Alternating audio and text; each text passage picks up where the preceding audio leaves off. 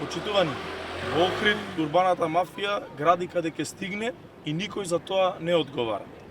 Зоран Заев и СДСМ бесправното узурпирање на брегот на Охридското езеро го одобруваат, ставајќи ги партиските и бизнис интересите над интересите на граѓаните на Охрид.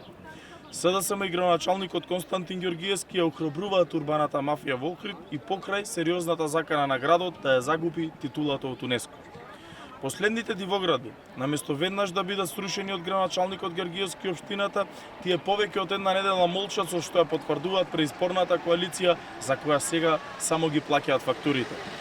Измина и трет месец, откако општинскиот инспектор даде рок од 10 дена да се отстрани настрешницата кај Чинарот, а ние сме сведоци на веќе нова дивоградова бетонска база.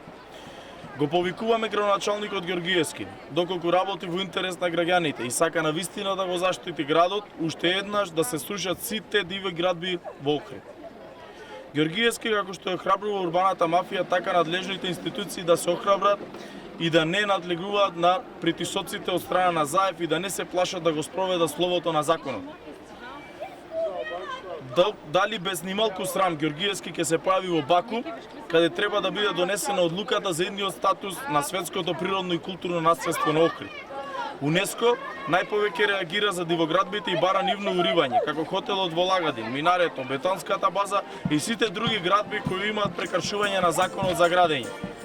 Со СДСМ и Ѓоргиевски во Охрид владее беззаконие. Охрид го бришат од УНЕСКО, Ѓоргиевски и неговите бизнис политички партнери се на колена, а институциите треба веднаш да го казнат криминалното дивење на урбаната мафија.